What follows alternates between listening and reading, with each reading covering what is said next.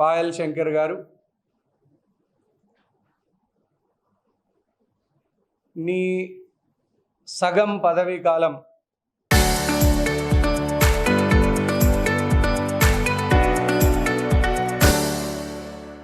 అయిపోయింది. ఇంకా 6 నెలలు పోతే ఎలక్షన్ హడావిడి మొదలవుతుంది. ఈ 2.5 ఏళ్లలో సిమెంట్ ఫ్యాక్టరీ తీసుకొస్తా, సిసిఐ తీసుకొస్తా అని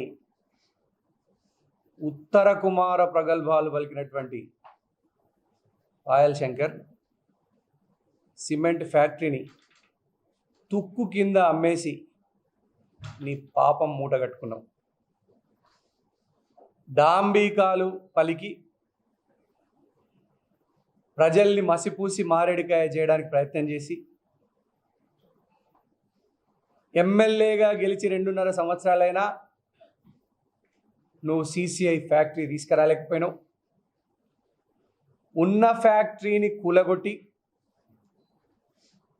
తుక్కు కింద అమ్మేసి ఈ ప్రాంత యువకుల్ని, నిరుద్యోగుల ఆశలను సజీవ సమాధి చేసినటువంటి ఒక చీటింగ్ ఎమ్మెల్యే పాయల్ శంకర్, ఒక చీటర్ పొలిటీషియన్. సిసిఐ పాపం ముమ్మాటికి పాయల్ శంకర్ నీరే. సిసిఐని రాకుండా చేసినటువంటి ద్రోహి నువ్వే. సీఎం ఆఫీసు చుట్టూ తిరిగినంత మాత్రాన నీ పాపం పరిహారం కాదు. ఆదిలాబాదులో నీలాగా పాయల్ శంకర్ శిఖండి రాజకీయాలు ఎవరు చేయలే. ముమ్మాటికి నీవి శిఖండి రాజకీయాలే.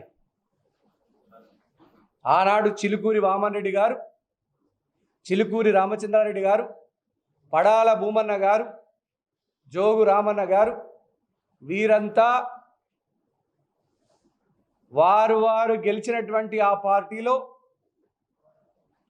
సముచితంగా గౌరవప్రదంగా మెలిగి, ఒకవేళ పార్టీ మారాల్సి వస్తే రాజీనామా చేసి గెలిచి మంచి పేరు ప్రజలల్లా తెచ్చుకోవడానికి ప్రయత్నం చేశారు. కానీ నీలాగా చీటర్ పొలిటీషియన్ లాగా శిఖండి రాజకీయాలు చేస్తూ కార్యకర్తలు, బీజేపీ కార్యకర్తలు చందాలు వేసుకొని నిన్ను గెలిపిస్తే నువ్వు శిఖండిలాగా ఆ పార్టీలో ఒక కాలు, కాంగ్రెస్ పార్టీలో ఒక కాలు పెట్టడానికి ప్రయత్నం చేస్తున్నావు. పొద్దుగల లేతే సెక్రటరియట్లో తిరుగుతున్నావు. పొద్దుగల లేతే సీఎం గారు మర్యాదపూర్వకంగా కలిసినటువంటి ఫోటోని కూడా చూపించి నాకు సీఎం ఇంత దగ్గర, నాకు ఈ మినిస్టర్ ఇంత దగ్గర.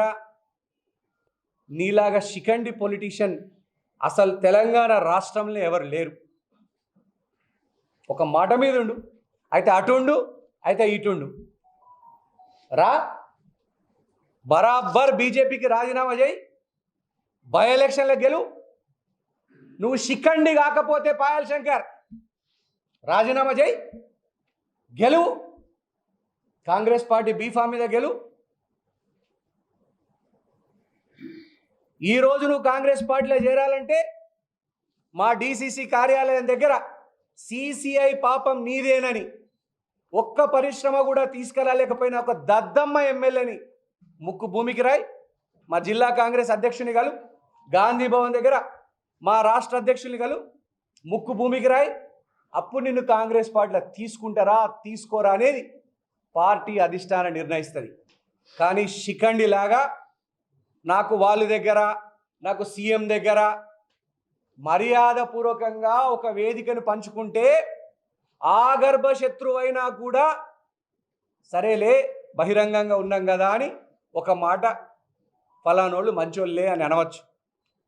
దాన్ని నువ్వు తీసుకొని సొంత పైరవీల కోసం వాడుకుంటున్నావు. అధికారుల్ని భయభ్రాంతులకు చేయడానికి వాడుకుంటున్నావు. చెప్పు అధికారులందరికీ, పాయల్ శంకర్ శిఖండి ఎమ్మెల్యే బీజేపీలో గెలిచిండు, కాంగ్రెస్ ప్రభుత్వ అధికారులు మా వాళ్ళే అంటాడు. బీజేపీలో గెలిచినోడు కాంగ్రెస్ సీఎం మావోడే అంటాడు. బీజేపీలో గెలిచిన శిఖండి ఎమ్మెల్యే మినిస్టర్లు నా వాళ్ళే అంటారు. అసలు నువ్వు బీజేపీ ఓనివా, కాంగ్రెస్ ఓనివా, లేదా శిఖండివా? చెప్పు. ఆదిలాబాదు ప్రజలు అడుగుతున్నటువంటి ప్రశ్న సమాధానం చెప్పు. ప్రజల ఆశ మీద మన్ను కొట్టినవు పాయల్ శంకర్. నిన్ను చందాలు వేసుకొని గెలిపించినటువంటి కార్యకర్తలతో ఏమి మెసేజ్ పాస్ చేయదలుచుకున్నావు నువ్వు? హెలికాప్టర్ సోకులతోని మంత్రుల్ని కూడా ఇబ్బంది పెడుతున్నావు. కాళ్ళు మొక్కి మంత్రితోని వివరణ తెప్పించుకున్నటువంటి శిఖండ్ ఎమ్మెల్యే నువ్వు. ఆదిలాబాద్ ఎమ్మెల్యే అంటే సెక్రటరీలో ఓడ్రమ్మి ఎమ్మెల్యేగా శిఖండిగాడా అని నవ్వుతున్నారు నీ మీద. సిగ్గు తెచ్చుకో పాయల్ శంకర్. రాజకీయ చేస్తున్నావు నువ్వు బీజేపీలో ఉన్నావా? మరి కాంగ్రెస్ మంత్రుల్ని, కాంగ్రెస్ ఎమ్మెల్యేలని, కాంగ్రెస్ చీఫ్ మినిస్టర్ని మావోడని ఎందుకు అంటున్నావు? రాజకీయ చేయకో పాయల్ శంకర్. ఒక్క పార్టీ లైన్ మీద ఉండు. నీ బతుకంతా చీటింగ్, మాంగనీస్ మైనింగ్లలో చీటింగ్, ప్రజల భూముల్ని దోసుకునడంలో చీటింగ్, పట్ట పగలు మిట్ట మధ్యాహ్నం ఇంకా వదిలిపెట్టినాం అనుకోకు పాయల్ శంకర్. నిషేధిత జాబితాలో ఉన్నటువంటి రిమ్స్ వెనకాల జాగని నీ మైనింగ్ కంపెనీ పేరు మీద రిజిస్ట్రేషన్ చేసుకున్నావు. నిన్ను వదిలిపెట్టాం బిడ్డ, బరాబర్ అది మా నోటీసులో ఉన్నది. ఎప్పుడు కావాలనో అస్త్రం అప్పుడు బయటకు తీస్తాం. నీ బండారం భాగవతం బయట పెడతాం. రాజకీయ మానుకో, ఒక్క లైన్ మీద ఉండు. అటు కాకుండా ఇటు కాకుండా ఈరోజు కాంగ్రెస్ పార్టీ కార్యకర్తలందరూ నిన్ను శిఖండి ఎమ్మెల్యే, రాజకీయ చేసే ఎమ్మెల్యే అంటున్నారు.